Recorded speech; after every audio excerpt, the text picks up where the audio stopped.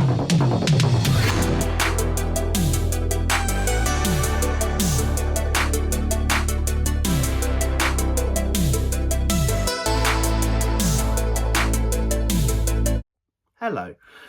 So back with a review today. It is of Shocker, the 4K from Scream Factory. Got released a couple of weeks ago. I imported it from the USA from 1989, directed by master of horror Wes Craven. It's a body-hopping, wacky affair that culminates in a very quite absurd, ridiculous final act, but rather fun. I did enjoy watching this one again. Saw it years ago for the first time as I wanted to sort of see all of Wes Craven's horror discography, or filmography, better yet put. So I wanted to see all of his filmography. I did get around to Shocker probably about 8 years ago. I watched it, and then when this got announced, I thought, yeah, I'll upgrade from Blu-ray to the 4K. The transfer looks superb. Like, it really does look good. I'd heard good things about it before I even received my copy, and the clarity is just amazing. Scream Factory really pump out some great 4Ks. They've done such like some stellar editions. Obviously it's Scream Factory, so the packaging's a little bit to be desired. I mean, it's got a nice slip on it like that. Same artwork underneath. You don't get reversible artwork on majority of their 4Ks. You get the you can get the alternative slip covers if you buy the special editions from their store, which they do not import to the UK, but there is sellers on eBay who do sell those sets, because I managed to get Day of the Dead with the alternative slip, which I'll show when I actually receive that. But anyway, there's a look at the back. With it being a 4K, it's region free. The Blu-ray, because there's a Blu-ray in the set which will have the feature film on and special features, that will be region A locked, but the 4K is region free. I'll just show you guys the discs. The disc art looks very nice. I wish they'd have kind of gone with some of them lightning bolts purple and had alternative art, perhaps with a new sort of picture drawn on the front. But the original artwork's pretty cool.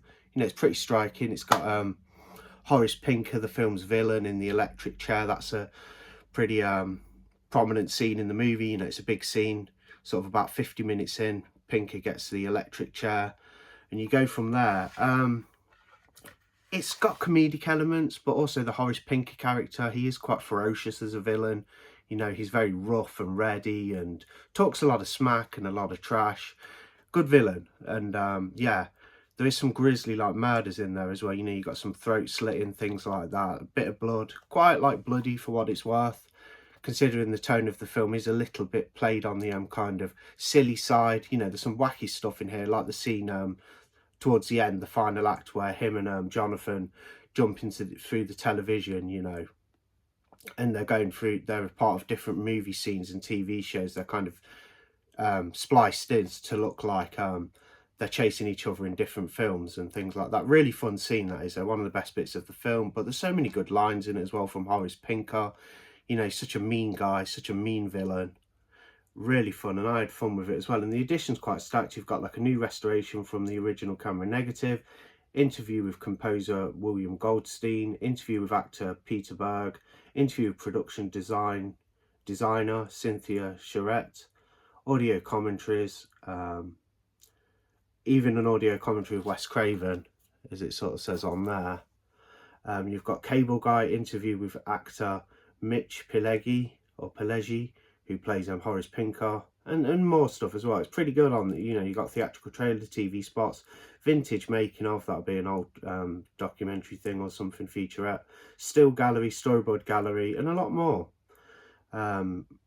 You've got interviews with music supervisor Desmond Child and soundtrack artist Bruce Kulick from Kiss, Jason McMaster, Dangerous Toys, and Kane Roberts, Alice Cooper, and Dave Efferson, Megadeth. So like, yeah, there's a bit of like heavy metal in here, you know, some of that sort of stuff, or metal of some sort. Like, not too up on that sort of music. I do like some of it, like, you know, but a bit of that kind of 80s rock style.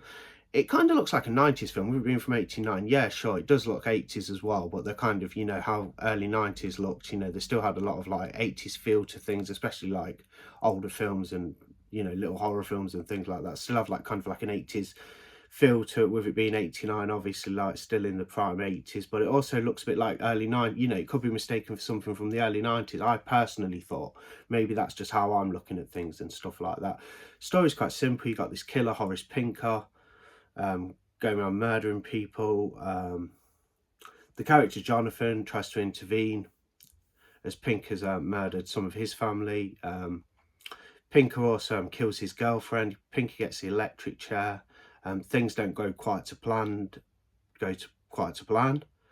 Pinker has now got some sort of abilities where he can basically body hop and transfer himself through electrical currents. So he can basically go through the electrical wires. He can jump in the TV. All sorts of abilities from the electric chair execution going wrong, and actually giving Pinker some powers he can harness and use to his advantage.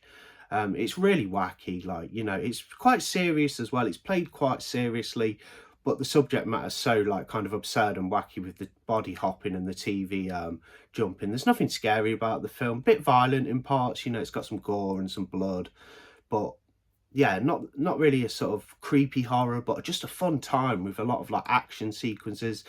The physical acting's brilliant, you know, even from Pinker where he's going around with the limp because he's hurt and he's body hopping into different bodies, and the scene in the park's brilliant where he even jumps into the body of a little girl and she's on a digger, you know, trying to go after Jonathan and things like that. It's just crazy. The park scene's absolutely brilliant. One of the best parts of the film. I think it's a solid film. I think the new 4K looks fantastic. One of the nicest 4Ks I've seen recently from Screen Factory. As I do say this often, particularly the daylight scenes are look really enhanced. They look gorgeous, like in the sunlight, especially the park scene where it's all sunny and, you know, the sun's out and there's a lot of green and trees. Fantastic. Darker scenes also look really good on this transfer. Not quite as good as the daylight scenes, but I think that's a bit of a given with 4K, depending. But anyway, yeah, awesome 4K from Screen Factory. I'm really happy to have it. I just wanted to talk about it a little bit. I think I've kind of exhausted everything about the film. I don't want to go just through the plot beat by beat. I just wanted to talk a little bit about it. Yeah, great transfer, fun as hell movie. It's my second time watching. Glad I picked up the 4K to actually have that experience of watching it for the second time. You know, it was in 4K. And yeah, just another good release from Screen Factory, really solid. I'm sure this will get a 4K from like Studio Canal, who did the Blu-ray in the UK at some point. That would be cool to see as well. But yeah, I'm really happy to have this edition, Shocker, on 4K from Screen Factory. Yeah, really fun movie. I'll give it a rating. As a movie, I'd give it a 3.5 out of 5. So a good score.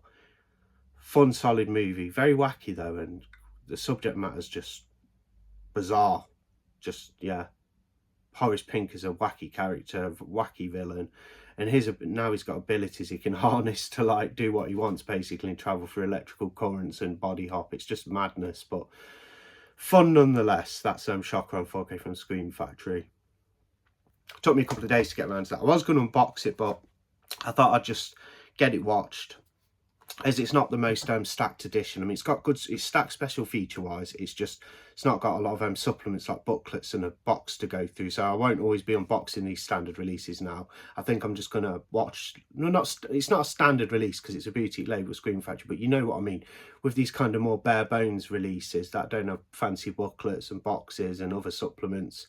Just good special features. I think I'll just end up like, you know, getting to watching them and giving you guys a review, and I can just show you the edition like I did at the beginning of this video. But I'll still be doing unboxings for more premium editions, you know, that come with booklets and things like that. I'll be doing all those unboxings still, so you'll still get the usual content. I just thought, like with this one, was there much point of doing a POV unboxing for it? Probably not, because it's just a slipcover with the 2 discs in the Amaray case. But anyway, thanks for watching. That's my quick review on the new Shocker 4K from Screen Factory. Did you pick this one up? What did you think? Let me know. That'd be cool.